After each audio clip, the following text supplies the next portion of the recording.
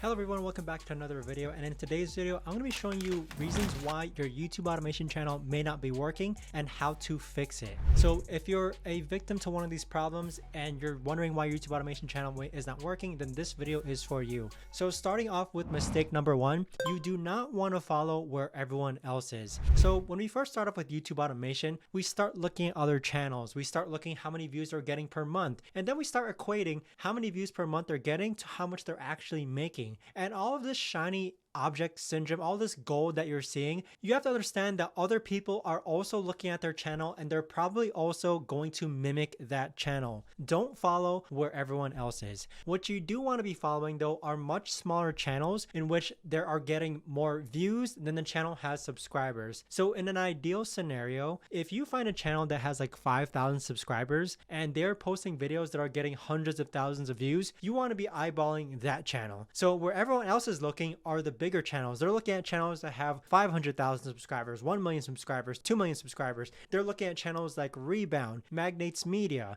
Jake Tran. So with that, don't follow where everyone else is, and instead you want to look at the smaller channels and see if it aligns with your leveraged advantage. Leverage advantage is basically a way of saying that you have an innate advantage specific to that niche that most other people do not have. So in my case, my leverage advantage is in the NBA/basketball niche, and the reason why is because I know basketball, I watch basketball every day, I keep up with the news, I'm very familiar with what's happening. All of those things combined lead to my advantage when it comes to running a sports NBA/basketball type style channel. Now, if I were to tell you to run an NBA/basketball channel and you don't know anything about it, then I'm going to have that advantage over you. So don't go where everyone else is and follow where your leverage advantage is. Mistake number two is understanding that there is a hierarchy of things to focus on when it comes to YouTube. So with YouTube, there's basically a cogwheel of things to all be focused on. We're told to focus on researching our topics. We're told to focus on our titling, our SEO, our thumbnails, the actual contents of our video, our script writing, the voiceover, the storytelling. There's all these different components to be focusing on YouTube. But when it comes to YouTube automation, you can kind of break it down to be a lot more simpler. And the way to break it down to become more simpler is by looking at this impressions and how they led to watch times graph. So this graph basically appears for every single YouTube video that you post, and it works from a top to bottom format. So the first tier, you have impressions, then you have click-through rate, then you have views from impressions, then you have the average viewer duration, and then you have the watch time from impressions in hours. So there's a hierarchy of YouTube, okay? First, you have to see if your video is actually getting impressions. This comes from the actual content of your video. It comes from what keywords you're using in your title. It comes from the keywords in your description. This number here, or this top tier here, needs to be populated. You need a high percentage from YouTube recommending your content, which is what you see here. So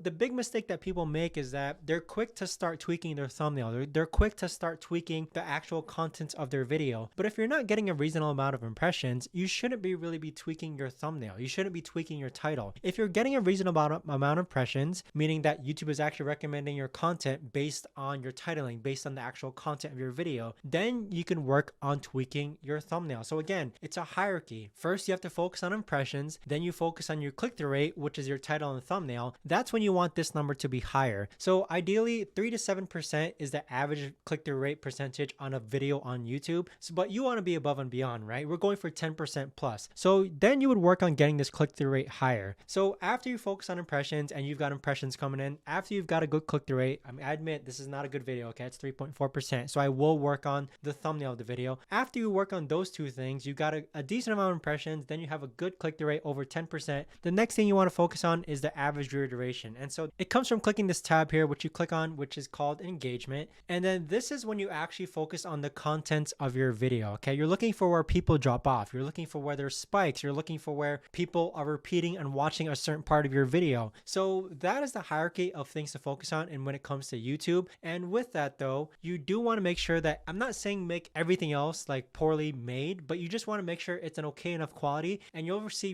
in reason why when I explain it in mistake number 8. hate that people are making. Now, mistake number 3 is don't give up too early. And so when it comes to starting your YouTube automation channel, you're starting to post videos and you're kind of questioning, did I even go into the right niche? So this comes from 2 different ways that you can approach this, answering this question. The first way is something I like to call an internal validation method. So this internal validation method, when it comes to asking yourself, should you continue with your channel after you're not seeing results? It comes from you asking yourself, number 1, can you picture yourself still continuing this niche 1 month, 6 months, 1 year, 5 years down the road? Because YouTube automation, it's a marathon. It's not a sprint. We're not looking for super quick wins. We're looking for a long longevity YouTube channel that is consistently making money that we can rely on. So with that, the internal validation question is, can you still picture yourself working on this YouTube channel? Number 2 is asking yourself, am I actually coming up with unique enough topics for my niche? And with that, it comes from that internal feeling of you being that idea generator. Are you actually coming up with topics that stand apart from your competition? Are you coming up with good enough topics that people actually do want to watch? Is there enough demand? So internal validation, it basically just has that innate feeling in which the third question you'd be asking yourself is, do you actually like your channel? Do you actually like your niche? Are you feeling burnt out? Is it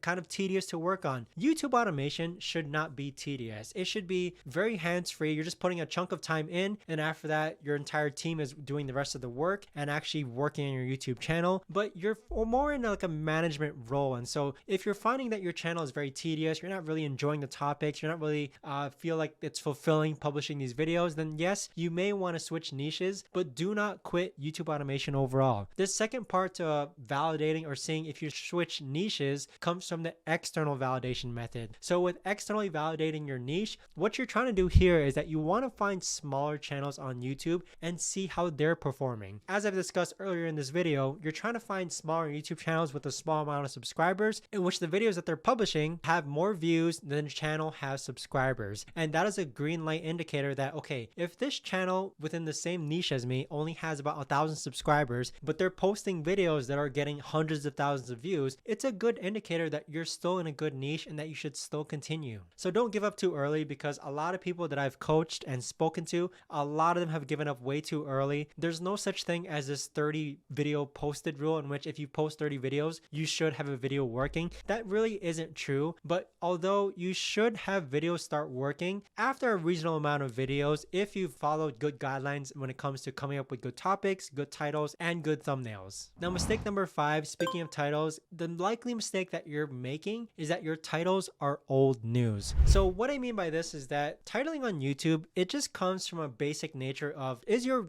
YouTube title unique enough to get people to click and want to watch it? If your title is something that's already been done on YouTube before, then your videos are most likely not going to work. Your title, it's old news. There are so many repeat videos on YouTube, and it's okay to get different points of views or different ways of approaching different topics, but it's a lot easier to grow on YouTube and to get your videos to have more views if your titles are different compared to everyone else's. So just make sure that whatever you're titling your videos on YouTube, they're not old news. Now, mistake number 6 is also related to the titling structure, in which you want to ask yourself the million viewer question. It's a criteria that I use for all my videos, in which I simply ask myself when I'm coming up with a video topic, would 1 million people want to watch this video? It's a very simple question. Just simply ask yourself, and hopefully you can answer this question because you'd be in your viewer's shoes, because you know your niche. Hopefully, would 1 million people want to watch this video? But maybe you're not aiming for 1 million views. Maybe you're only aiming for 100,000 views, which is perfectly fine with you. Would 100,000 people want to watch this video? So in particular, it varies by niche by niche. Maybe some people aren't after that many views, but instead they're after the dedicated audience, so they don't need 100,000 views. But again, it's a case by case scenario. Asking yourself something as simple as, would an X amount of people want to watch this video? Whatever the answer is, hopefully it validates you going or pushing through with your video topic. Now, mistake number 7 that people are making is related to Pareto's Principle. So what this means is that Pareto's Principle states that 80% of the quality of a work comes from about 20% of the effort. So if I wanted to achieve 100% quality, that would actually take up the 80% of my remaining effort. So that is why I preach that when it comes to YouTube automation videos, you just want to make them 80% quality in the beginning, because you don't want to be aiming for perfection, because you don't really understand what YouTube is recognizing your channel just yet. So you don't want to have the absolute perfect thumbnails from the get-go. You don't want to have the absolute perfect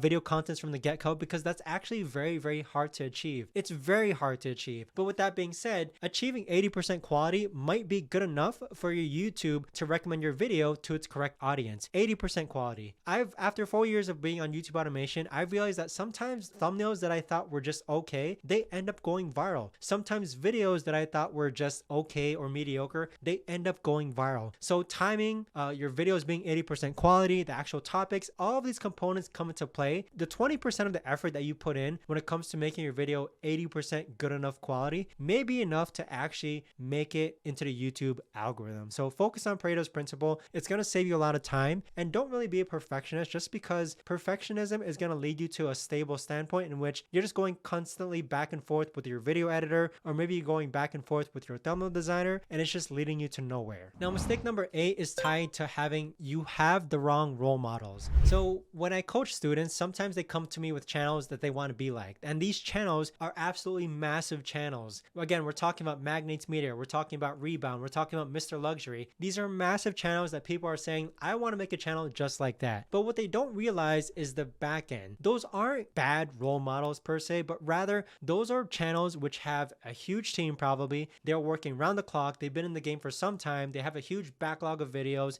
There's just multiple components that those channels have that people really aren't taking into account. So with role models, when it comes to YouTube automation channels, you want to make sure that you're targeting channels that are smaller. Smaller channels are more relatable to you. So again, tying back to that component or topic I talked about when it comes to looking for channels which have a small amount of subscribers, in which the videos have more views than the channels have subscribers, those are better role models to look after. Those are better role models that you should be bookmarking, seeing what videos they post, and whatever videos that they post, you can actually use that to your advantage in knowing what works and what doesn't work within your niche. The thing with these bigger channels is that they have so many millions of subscribers, it's very hard to indicate whether it's because of their fan base is the reason why their videos are working, or their newest current videos are working, or it's the actual YouTube algorithm pushing their videos for other people to see. So make sure you have the correct role models when it comes to YouTube automation. Now, if you're interested in a free masterclass training on how to master the YouTube faceless model, do check out down below in the description my free 30-minute masterclass. It's absolutely free. Thanks so much for watching, and I'll see you all in the next video.